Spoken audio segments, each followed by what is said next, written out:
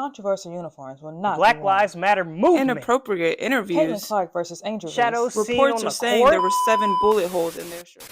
Today we are looking back at the top 10 most controversial moments in the WNBA. Number 10, Ariel versus Andre. Miami Heat player Andre tweeted, "Number 23 from the Mystics is nice." And Ariel responded saying, "Put some respect on my name or keep this tweet to yourself." But Andrew then subtweeted her saying she had no manners. So Ariel doubles down on what she said, asking him if he would have acted the same way if she were a guy, and posting a picture that she says she did not forget about of a TMZ article about Andre where his ex claims he doesn't want their daughter to play basketball in fear that she'll become a lesbian. Now for context, Ariel is a proud member of the LGBTQ, so this obviously did not sit right with her, and his response was to try and clarify that he meant he did not want his daughter to go through the struggles of lesbian players in the league. Now some claimed that Ariel should be grateful that she was getting a compliment at all, and that Andre mentioning her number is the reason people who never knew her now would. While others find it completely normal to want to be addressed by your own name, and that it is quite frankly easy to mention her name either by looking it up or hearing the announcer say it after every shot she made. Ultimately, Ariel ended this conversation with a sentiment that women are done accepting crumbs from men, and that men need to give them meals and make room at the table. Number 9.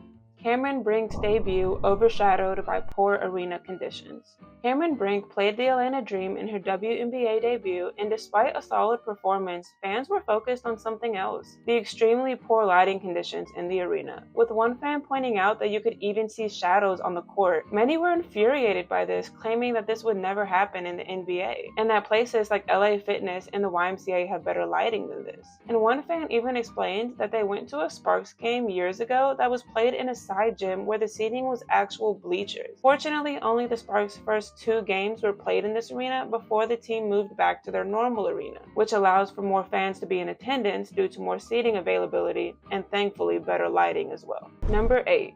Caitlin Clark's unprofessional media interviews. During Caitlin Clark's very first press conference with the Indiana Fever, Greg Doyle, a reporter from the Indianapolis Star, held up his hands to form a heart towards her. This was something Clark was known to do towards her family after her games at Iowa. So Clark responds with, You like that? I like that you're here. I like that you're here. I do that at my family after every game, so Okay, well, let's start doing it to me and we'll get along just fine. Many felt his comment was inappropriate and entitled, and the Indianapolis Star disciplined him by not allowing him to attend her games in person anymore, but still allowing him to write about the team. Then prior to her WNBA debut, in an interview fans are calling awkward and unprofessional, Clark was asked by reporter and former WNBA player Cheryl Swoops if Bae, Caitlin Clark's boyfriend Connor, would be at the game. Yeah. Will Bae be here? Who? Is Bae gonna be here? No, he's working. Yeah. I'm flying solo. I better get used to it, man. Number 7. De'Erica Hamby is traded because she's pregnant? After the Las Vegas Aces won the 2022 championship, things were looking up, but during the summer of 2023, De'Erica told her coach Becky Hammon that she was pregnant, and with federal laws in place forbidding employers from firing or changing job assignments due to pregnancy, one would think not much would come from this news. But De'Erica claims her coach then grilled her on whether the pregnancy was planned or not, and even made a remark about her use of birth control. Becky then allegedly told her player that she wasn't holding up her end of the bargain, referring to the 2-year contract extension De'Erica had signed, and that she did not expect her to get pregnant in the next 2 years. But Becky later attributes the trade to be due to math and business, and not pregnancy. Yet De'Erica claims that when asked if she was being traded because she was pregnant, that her coach responded with, "What do you want me to do?" Now, if you were wondering what came of all of this, the WNBA did conduct an investigation, and Becky was disciplined with a 2-game suspension, and De'Erica ultimately feels that players should not be afraid of starting families. Number 6. Angel Reese versus Caitlin Clark.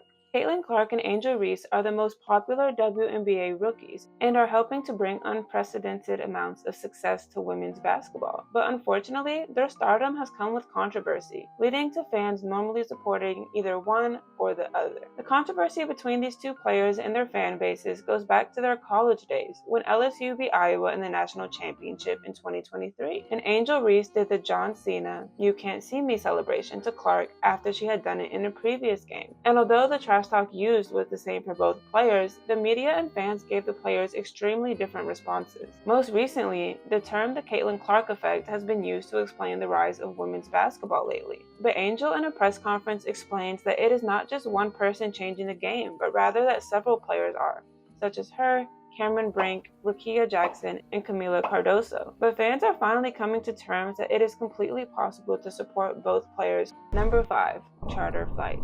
For years, WNBA players have had to travel commercially, dealing with flights being delayed and harassment from the public, causing safety concerns to be brought up, such as when Brittany Griner and her Mercury teammates were at the DFW airport last year, and during the preseason this year when Caitlin Clark and the Indiana Fever traveled commercially. And in 2018, a game actually had to be canceled due to flight problems. Many people noted that these world-class athletes were actually given better treatment in college, where charter flights were normal. But the WNBA previously only allowed charter flights in the postseason and if the team has back-to-back games. Now, some teams have the resources to provide these flights to their teams, but the WNBA actually fined the New York Liberty in 2022 for doing so, because it was deemed unfair for only some teams to have the privilege of these flights and not others.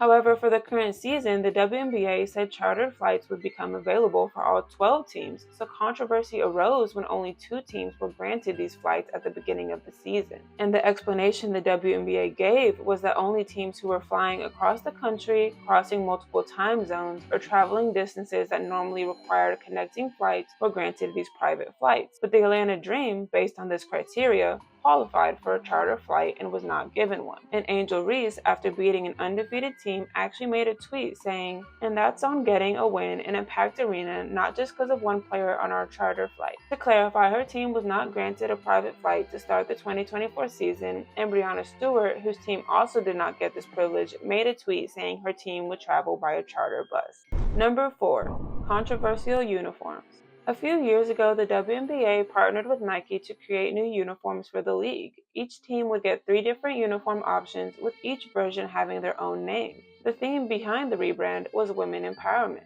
And the Rebel edition specifically was supposed to focus on the voices that were a central piece of history to that specific team's home city and state. It was this specific edition of the uniform that raised attention for the Dallas Wings. The history honored on the Rebel edition of the Dallas Wings uniform was the P-40 Warhawk plane. The jersey used the plane's signature star and a military shade of green. The Warhawk plane was part of the Women Air Force Service Pilot Corps, which served in World War II. This would mark the first time women would fly for the U.S. military. However, the Wings were not happy because this privilege was granted mostly to white women, and although there were a few people of color, 0 black women were a part of this. During this time, the military was still segregated, but black people were still allowed to serve, so the fact no black women were a part of this piece of history does stand out negatively. And given the league has a history of having predominantly black athletes, many felt that this uniform was an example of whitewashing history. Nike and the WNBA pulled the uniform from stores and declared that the uniform would not be worn, and a new one was underway just days after the initial announcement. Number 3. Signature shoe deals. The WNBA has been around for more than 2 decades, but only 13 players have officially gotten their own basketball shoe, meaning it is not only an honor, but a symbol of a player reaching a high level of talent and stardom. However, recently, when it was announced that Caitlin Clark would have a shoe coming out, fans of the game were upset, pointing out that Nike had not given a black player a signature shoe since 1999, although several white athletes had gotten a signature shoe from Nike since then. Now, Candace Parker did have a shoe come out in 2010, but it would be Adidas who got behind her, not Nike. Ultimately, fans were upset because when it was made news that Caitlin Clark would be getting her own Nike shoe, she had not even played an official WNBA game yet. Meanwhile, A'ja Wilson had 2 WNBA championships under her belt, 1 WNBA Finals MVP title, and 2 WNBA League MVP titles, and a statue built in her honor at her college where she played. But less than a month after this debate broke out, A'ja Wilson broke the news that of course she had a shoe, saying that her and Nike had been working on this for a while and that the collection is set to release next year. This makes her the only black woman with a shoe deal from Nike in the league at the moment. Number 2. The Black Lives Matter movement. Should athletes be activists? Athletes have long been unafraid to stand up for what's right while others tell them to shut up and dribble, and the WNBA is no different. After George Floyd and Breonna Taylor were killed by police, WNBA players decided they wanted to make a statement, but this would not be the first time. WNBA players had actually been supporting the Black Lives Matter movement for years prior to this, and in 2016, when Minnesota Lynx players showed support for the movement, 4 police officers working their game walked out. And when more teams started to join in, the players were hit with some hefty fines. However, the WNBA would not give up standing for what's right, so years later during the pandemic, they decided to dedicate their season to Breonna Taylor and the Say Her Name movement. Then on a Wednesday, players from the Washington Mystics wore shirts spelling out the name Jacob Blake, and the back of the shirts had 7 bullet holes representing each time he was shot by the police. And players from 5 other teams joined in with them, kneeling for the national anthem, and it was announced that all games for that day were canceled in protest. But it was not just the WNBA who canceled games that day. The NBA's Milwaukee Bucks held a walkout during their playoff game against the Orlando Magic, so the NBA postponed all games that day, and the Milwaukee Brewers baseball team also postponed their game set for that day, but the Atlanta Dream still had more to say. It all started when their team owner Kelly, who was also running for re-election in the U.S. Senate, made a statement saying she did not support the league's stand on the Black Lives Matter movement. So before a game, Atlanta Dream players were seen wearing shirts that said "Vote Warnock," who at the time was challenging Kelly for her U.S. Senate seat, and he did end up winning. Number 1. Brittney Griner detained in Russia.